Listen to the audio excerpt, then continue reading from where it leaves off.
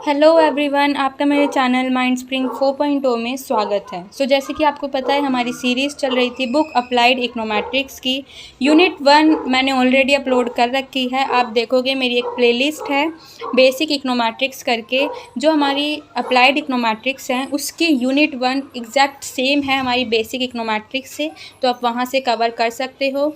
आज मैं यूनिट 2 का lesson 8 limited dependent variable, logit, probit and tobit model को डिस्कस करेंगे। ज़्यादा से ज़्यादा लाइक करना, कमेंट करना, शेयर करना और मेरी मोटिवेशन के लिए एक सब्सक्राइब ज़रूर करना। जल्दी से जल्दी स्टार्ट करते हैं। वीडियो शुरू करने से पहले एक सबसे इम्पॉर्टेंट बात, अगर आपको किसी भी सेमेस्टर के किसी भी चैप्टर के नोट्स चाहिए तो आपको मेरे टेलीग्राम चैनल माइंड स्प्रिंग 4.0 पे मिल जाएंगे। हैंड रिटन नोट्स भी हैं और एज वेल एज मैं फाइल्स में PDF जिसकी वीडियोस बनाती हूँ, सभी बुक्स जो हैं आपको मिल जाएंगी। मेरे चैनल को ज़्यादा से ज़्यादा फॉलो करना। स्टार्ट करते हैं।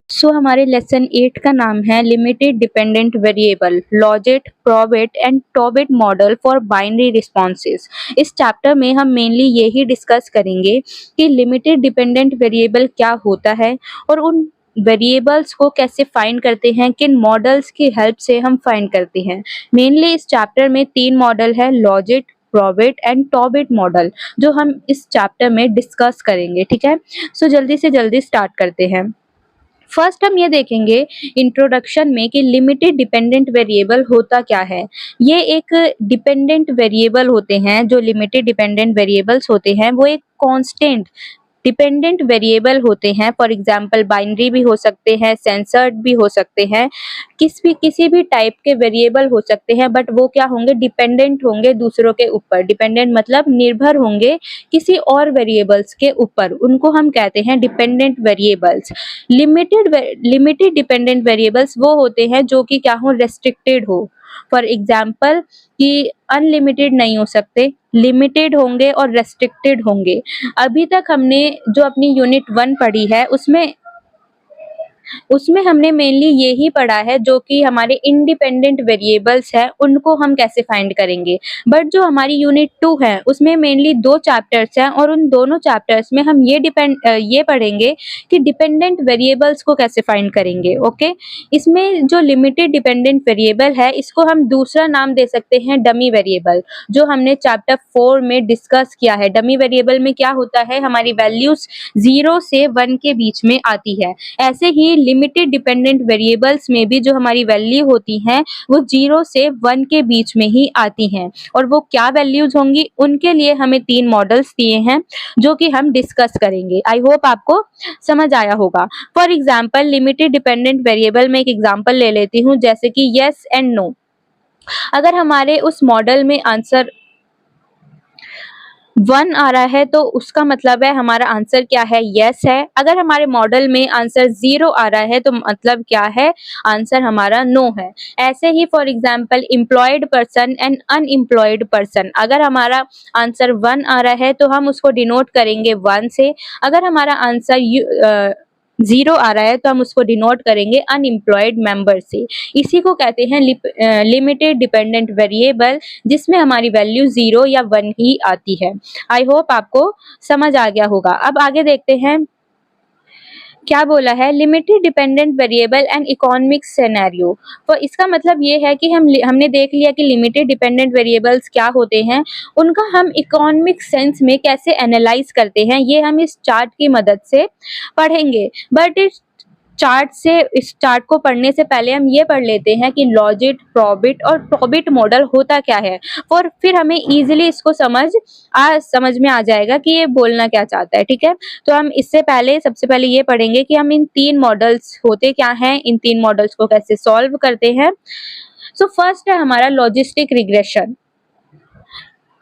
ये मॉडल, इसको हम जो नाम है इसका है लॉजिट मॉडल। लॉजिट मॉडल हम तब यूज करते हैं जब हमारा रिग्रेशन क्या हो, लॉजिस्टिक रिग्रेशन हो, तब हम कौन सा मॉडल यूज करेंगे, लॉजिट मॉडल को यूज करेंगे।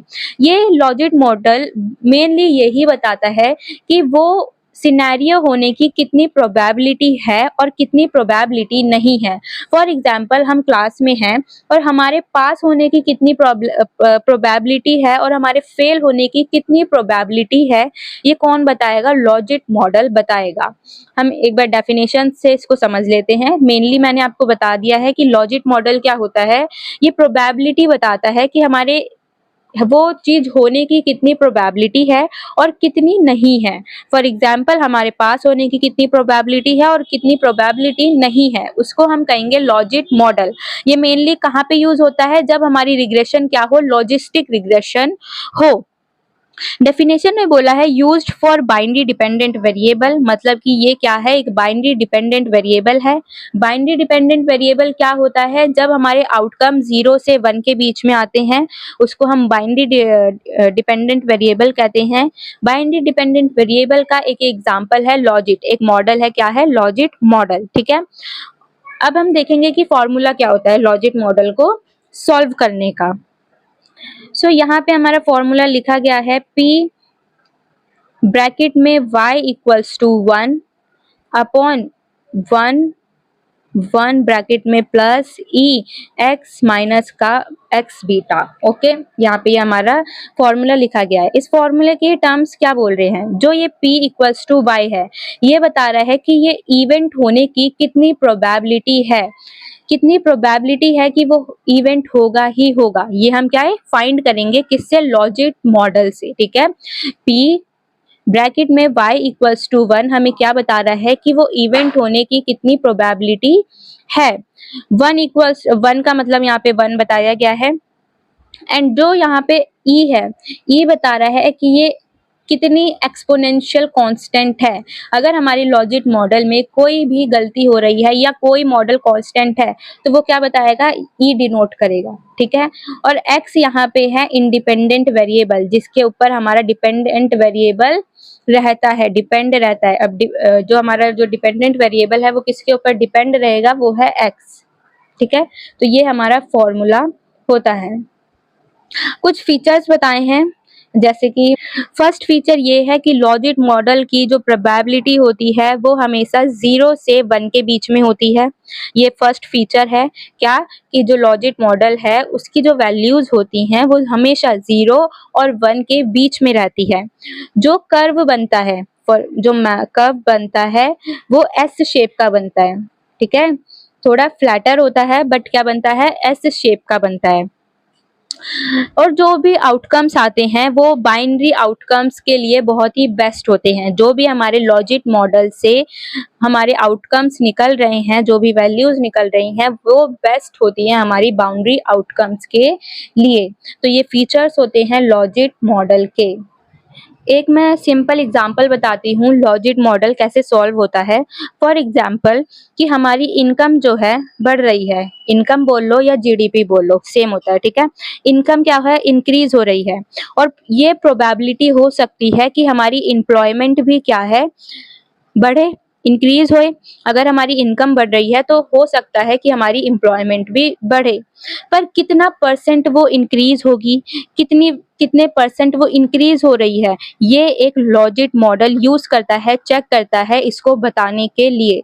ठीक है, आई होप आपको लॉजिस्टिक रिग्रेशन या लॉजिक मॉडल जो है बहुत अच्छे से समझ आ गया होगा। अब हमारा सेकंड मॉडल है Probit model. Probit model mainly use होता है प्रोबिट रिग्रेशन में।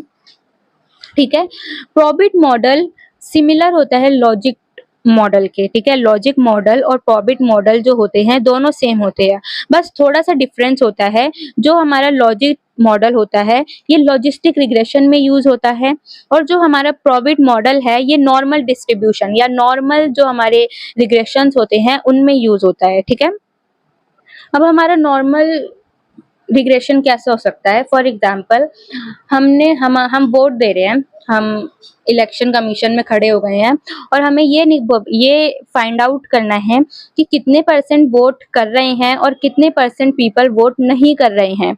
तो उस केस में हम प्रोबिट मॉडल को यूज करेंगे कि कितने परसेंट जो लोग हैं वो वोट कर रहे हैं और कितने परसेंट वोट नहीं कर रहे हैं। जो कर रहे हैं उसको हम 1 से डिनोट कर देंगे, जो नहीं कर रहे हैं उनको हम 0 से डिनोट कर देंगे।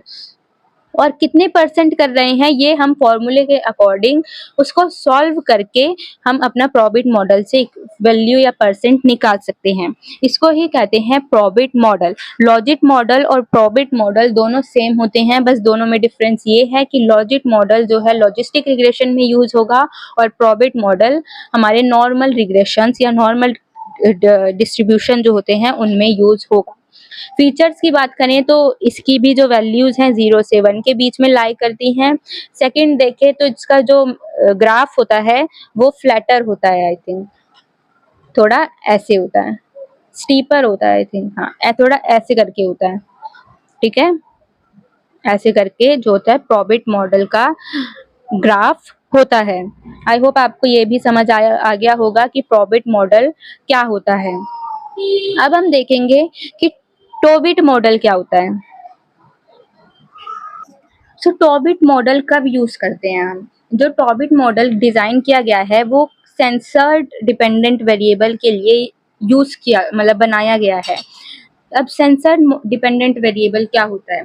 सेंसर डिपेंडेंट वेरिएबल वो होते हैं जो कि एक लिमिट पे जाके हम उसके आगे तक रिकॉर्ड नहीं कर पाते, या ये मान लो कि हम किसी चीज को रिकॉर्ड कर रहे हैं पर वो डाटा हमारे पास पूरा नहीं है या इनकम्प्लीट डाटा है, या उस डाटा में कुछ लिमिट्स ऊपर नीचे रिकॉर्ड हो रखी हैं, या वो इन कहीं से भी इनकम्प्लीट है, तो हम क्या किस मॉडल का यूज करेंगे? टूबिट मॉडल का यूज करेंगे। और टूबिट मॉडल में जो बोला गया है ये स्पेशली डिजाइन किया गया है सेंसर डेवलपमेंट डिपेंडेंट वेरिएबल के लिए, ठीक है। और सेंसर डिपेंडेंट वेरिएबल क्या होता है? जब ऑब्जर्वेशन एक लिमिट के नीचे या ऊपर रिकॉर्ड नहीं होते हैं, ठीक है।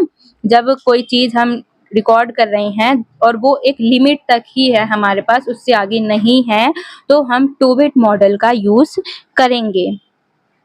फॉर एग्जाम्पल, इसको हम एग्जाम्पल से समझते हैं।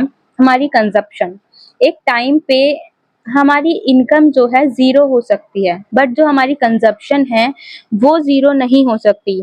हम चाहे कमाए ना, पर हम अपना पेट भरने के लिए कहीं ना कहीं से कंजप्शन करेंगे। हम अपनी जो पेट भरने की क्षमता है उसको पूरी करेंगे। चाहे हमारे पास हम कमा ना रहे हो, हम मम्मी से पैसे ले लेंगे, हम पापा से पैसे लेंगे, पर हम कंजप्शन करेंगे। सो यही बोल रहे हैं कि एक टाइम पे हम जो हमारी कंजप्शन होगी, फॉर एग्जांपल हम इनकम, हमारी कोई इनकम नहीं है बट हमें कुछ खाना है, तो हमने मम्मी से पैसे ले लिए, फॉर एग्जांपल 60 रुपए ले लिए, ठीक है। तो 60 रुपए की हमारी क्या हो गई? कंजप्शन हो गई। अब वो 60 रुपए हम माइनस कर दे, हमारी कोई इनकम नहीं है, ठीक है, तो हमारी कोई इनकम नहीं है बट हम वो 60 रुपए कंजप्शन कर रहे हैं। उस 60 रुपए को हम माइनस कर देंगे, वो जो 60 रुपए होंगे वो हमारे -60 बोले जाएंगे, क्योंकि हमारी कोई कंजप्शन नहीं है जो हम इनकम में से माइनस करें, ठीक है। तो हम उस कंजप्शन को क्या डिनोट करेंगे?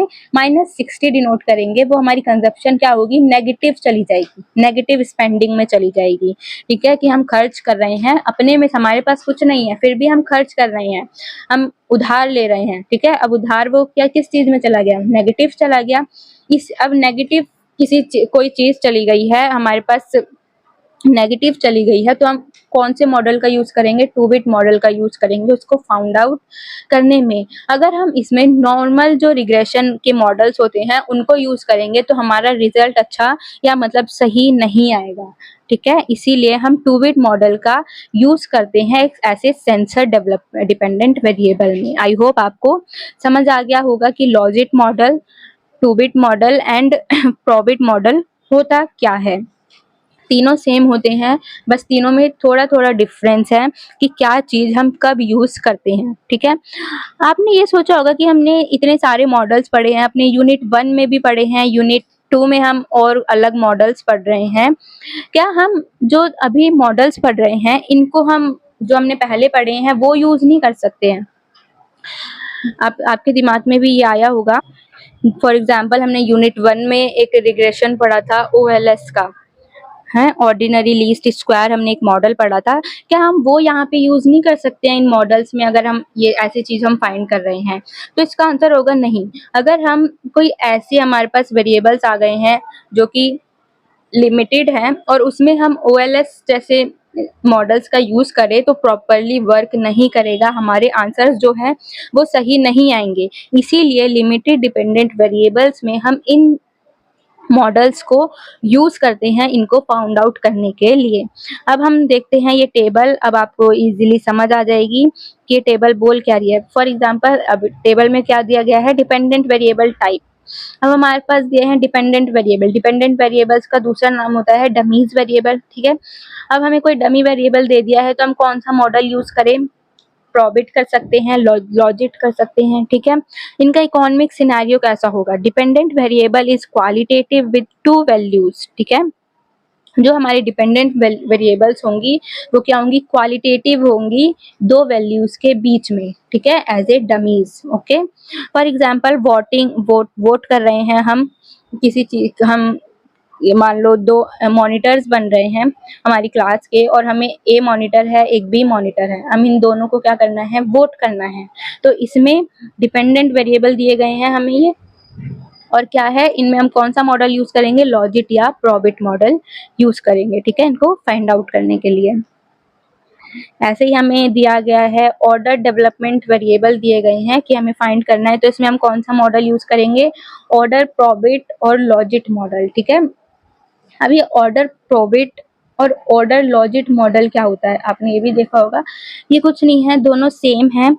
ऑर्डर प्रोबिट और ऑर्डर लॉजिट में हम ऑर्डर वाले जो कैटेगरीज होती हैं उनको यूज करते हैं। फॉर एग्जांपल हम रेट कर रहे हैं किसी चीज को, कितना पुअर है, कितना एवरेज है, कितना गुड है, कितना एक्सीलेंट है, किसी चीज को हम रेट कर रहे हैं, तो वो चीज जब हम फाइंड आउट करेंगे तो वो ऑर्डर प्रोबिट और ऑर्डर लॉजिट रिग्रेशन में आएगी, ठीक है। जैसे हम प्रोडक्ट को रेट कर रहे हैं, किसी सर्विस को रेट कर रहे हैं, उसके अंदर हम ऑर्डर प्रोबिट और ऑर्डर लॉजिट जैसे मॉडल्स को देखेंगे। फिर आ रहा है सेंसर डेवलपमेंट वेरिएबल, मैंने आपको बताया इसमें तो 2-बिट मॉडल ही यूज होगा। फिर आता है count development variable, count development variable में पॉइजन रिग्रेशन आता है, ये हमारी बुक में नहीं है, इसीलिए बस ये नाम याद रखना, जैसे नंबर्स ऑफ कार एक्सीडेंट्स हम फाइंड कर रहे हैं, या सर्वाइवल टर्म्स ऑफ पेशेंट्स हम काउंट आउट कर रहे हैं, तो इसमें ये मॉडल्स यूज होंगे। ये हमारी बुक में इतने इन डेप्थ नहीं बताए हैं, सिर्फ नाम बताया गया है।